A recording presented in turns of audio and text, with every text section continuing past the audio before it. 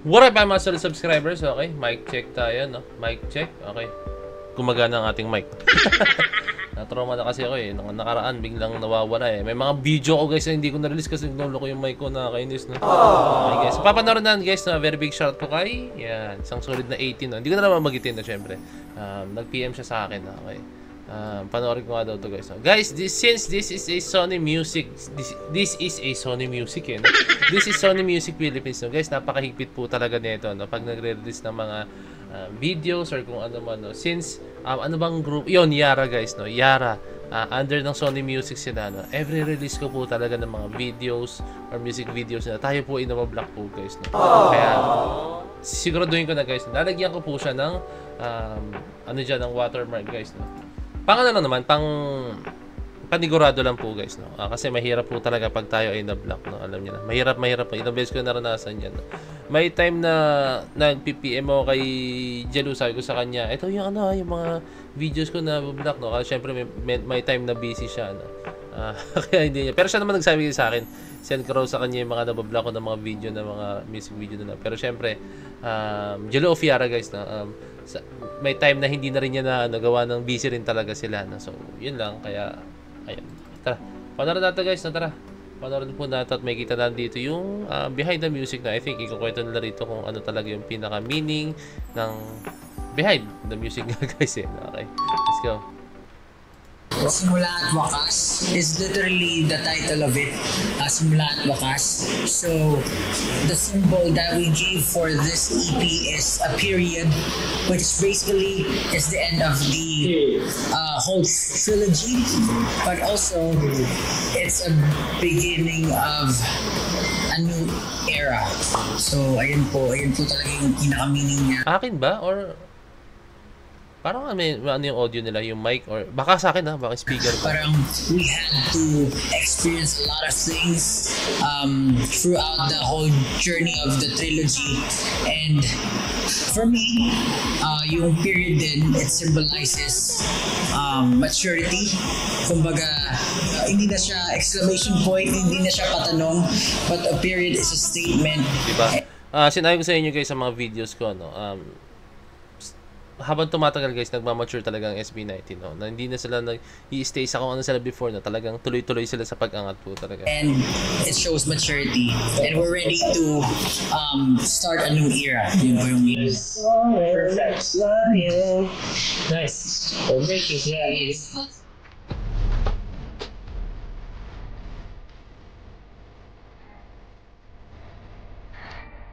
Personally, I'm having a hard time to choose what's my Hindi. favorite So, sa kanila pala song. talaga yung audio guys. Sa kanila, sa mic nila yata yun. Medyo, ano siya. From the EP. Kasi buo yung music ng Dam eh. Because everything for me is really 100% a banger. But yeah, if I'm going to choose only one, I think my favorite movie. My favorite movie. Ano movie? Will be. Sabi ni Sper. Kasi Will be, sabi naman nila, movie. Siguro sabihin ko siya ulit-ulit, but I don't know. Yeah. Yes. For me, yeah, it depends on my mood. But as of now, as of 2 a.m., as of today, parang I like, Queen. Because, yeah. Ikaw lang. In terms of nilabisig song, since mahilig ako sa rock song so quit. And time, yun talaga yung magtagalan sa puso ko. Ako Shooting for the Stars. So lately I've been listening to the whole EP sa kotse ko. Yung Shooting for the Stars, parang kakaiba yung binibigay niya sa feeling kasi yung tune niya is very bright and very fun. Pero merong certain sadness or certain very touching feeling na binibigay siya sa akin na parang naalala ko yung nagsistart tayo nung go up pa lang. So, For the first time, pakinggan ko yung Shooting for the Stars. Napaka-nostalgic niya. Hindi ko kasi same feels mo. actually, yung vibe parang go up, tapos yung action niya may paranggo, pero biglang magiging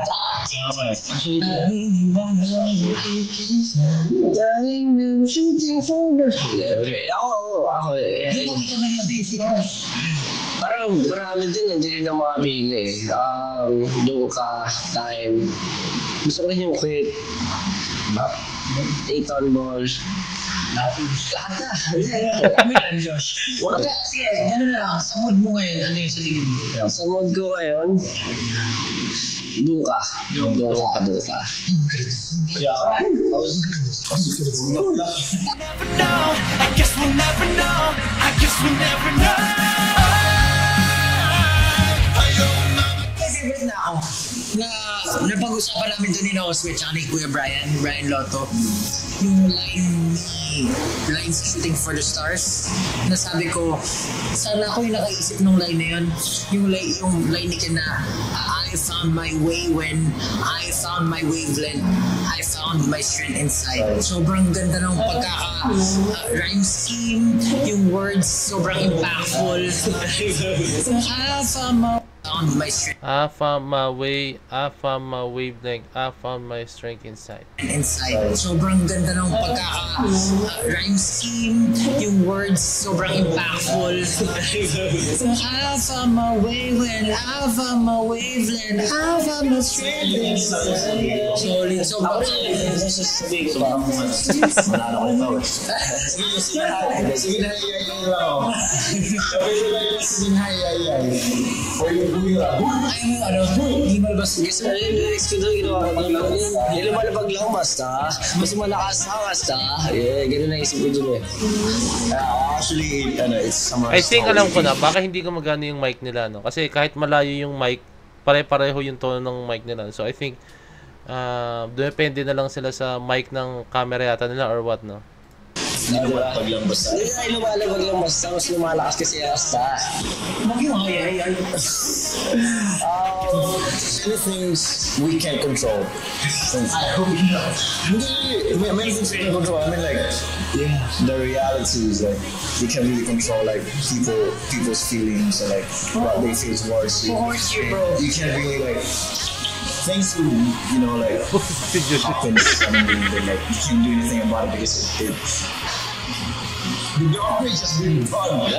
There's things like that. You just realize it when the time comes. Yun din, one day we run out of time and there's so many things that we cannot control, so let's just do our best. Tama. Meron pa. Your best is enough. Best is enough. Your best is enough. It won't hurt to try. What if you buong lyrics? Yeah. Oo, ganda nga. Pinalitan na. Ako, yung favorite ko naman yung sa time, yung sa bridge. Cause I found love in that way, I'm spending every day. That's my favorite. Parang kasi siya, parang binubuhos mo na lahat Actually, yung time sobrang meaningful din, guys. Para sa akin yung impact ng time para siyang mapa. Ganun yung dating niya para sa akin. Yung meaning, ayun yung dating sa akin. Watching everything from the backseat is beautiful. Kumbaga, pag passenger ka sa likod ka, ang sarang nakikita yung lahat. Pero pag nagugulo na yung lahat, parang gusto mo na kunin yung wheel. Ikaw na gumawa ng mga bagay-bagay. Ikaw na mag-take control. Kasi sabi nga nila parang what you're not changing, you're choosing it. So kumbaga, may mga inconveniences sa paligid mo tapos wala kang ginagawang action. It's your choice. Pinipili mo siya. Parang hinahayaan mo lang siya. Sobrang stressful niya. But at the same time, so many things we cannot control. So many things we cannot control. So feeling ka na struggle. Sige, magkagulo kayo.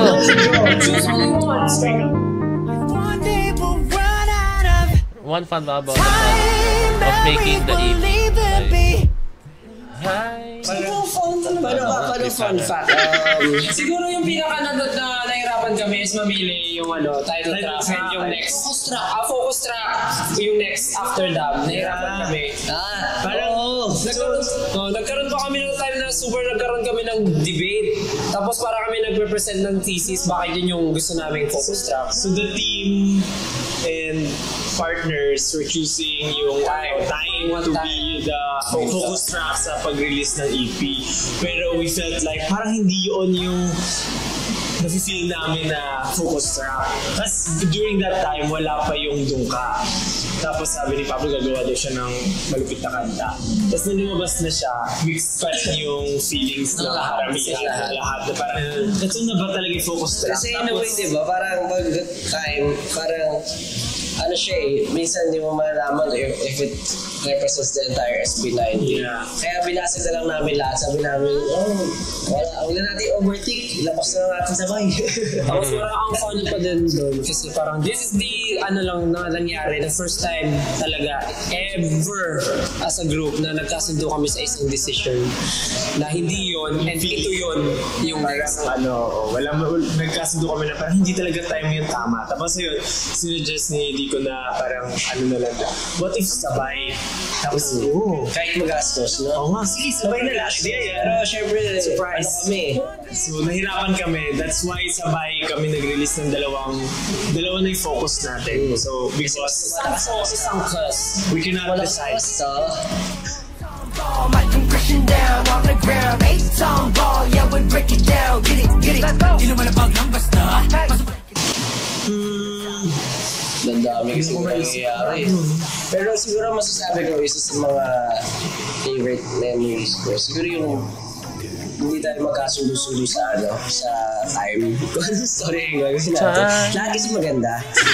Lahat may part of ourselves na parang gusto natin siya ilagay doon kung paano natin nakikita. And it speaks a lot kasi nga doon makikita na iba-iba talaga yung definition ng tao at iba-iba yung stories pagdating sa time. And that what makes it very relatable, I feel like. Magkaroon kami ng time na mag-sit down para pag-usapan yung magiging music video for Dungka. Tapos parang nakakatuwa lang yung nagbatuhan lang ng ideas. Parang pumasok yung idea na what if magsama tayo ng mga iba't ibang artist. Tapos ang saya. Kami bato lang kami ng bato. Parang pumasok sa idea sila Ate Vice, sila Brett Manrock, sila Mimi, sila Giant, si Queen Yasmin. Parang sobrang dami pumasok. Kahit ng problema namin, parang kaya ba ng budget natin yan? Pero parang free naman mga rap. But super exciting yung part na yun na parang nag-iisip lang kami ng something happy. Good lang siya. Happy thoughts lang lahat ng iniisip namin. Nakakatuwa yung part na yun. Na lahat ng tao, parang everyone's all in dun sa idea. So lahat ng process ng suha, no? Siguro yun nga yung pinaka-favorite talaga. Kasi noong una sabi namin, huwag na tayo gumastos sa music video ng Dungka kasi laki lang nagastos natin sa dam. Tapos ngayon, mas mahal pa yung Dungka kaysa sa dam. But ayun, kasi parang kung magiging kung magiging mataas pangarap mo, doon muna. And sa doon mo na check kung thank you po sa lahat ng mga artists na nakasama namin for Dungka.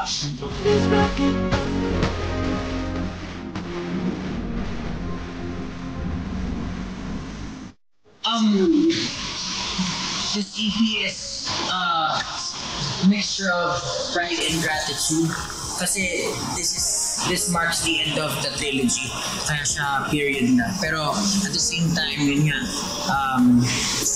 beginning siya ng something new. Nagpapasalamat ako sa lahat ng naging journey namin, nakasama namin sa journey, and sabi ko nga for me, kaya siya period, it's maturity. Ang dami namin pinagdaanan, ang daming emotions, anger, stress, parang loneliness, sadness, lahat na pinagdaanan. Pero narating tayo sa punto na tutuldukan natin yung journey para magsimula ng panibago. So, yun. Alright, and that was Behind the Music. You can now stream Simula at Wakas EP. It's out now on all streaming platforms. And we are SB19. Thank you so much. Thank you. Okay. So, ayun na siya guys. No? So, ayun siya. More on kwentuhan siya. Nalaman natin yung mga struggles pala nila guys. No? Hindi pala alam guys na ganun pala. No? Na, akala ko nung una talaga is parang sinadyan or planado talaga nila na pagsabayin. Yung pala, merong creative process na nangyari guys na kailangan, na pinagtatalunan nila kung anong unahin Dungka or time. No? So, tapos meron pa nga, di ba? Like, eto pala, yung mga guest nila is talagang, sabi nga nila, mga tayo masyadong gumastos dahil sobrang laki na nga ng gastos sa dam, no? Alam niyo naman, guys, sobrang grabe nung music video ng dam, guys, no, di ba? Tapos, unexpected, mas mahal pa pala yung Dungka, guys, no? Ganun pala, no? Mas napamahal sila. Kasi syempre, grabe mga guys, vice ganda pa lang, no? So, I think, ano naman yun, so, super worth it, guys. Kasi grabe yung impact din ng dam talaga, guys, no? Grabe, no? And at the same time naman, guys, ang dami natin natutunan sa kanila, ang dami natin nalaman ng mga bagay-bagay na. So, literal na behind the music talaga, no? Yun nga, mga favorite nila, favorite lines, favorite songs sa EP nila, simula at wakas, no? So, ayun.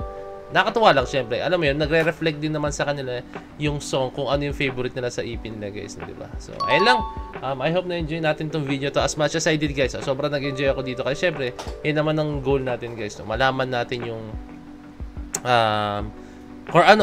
yung mga kung ano ang SB19 behind the camera po, guys. Sa mga ano pala, no, nasa Netflix na po ngayon, guys, yung documentary ng SB19, no? So panoorin niyo na, no? Hindi ko sinasabi, guys, na paid promotion to, guys, ha. Hindi, guys, talagang gusto ko lang suportahan natin yung SB19, guys. Panoorin natin yun, guys. Nasa Netflix na po, no. So ayun, tara, panoorin po. I think ulitin ko yun, guys. Ulitin ko yung panoorin natin yun. So yun lang, guys. Maraming salamat. And kindly leave a like, subscribe, and kindly ring the notification bell para nun yung pag-release ng bagong video. So this is Poet signing out. Peace. Let's check.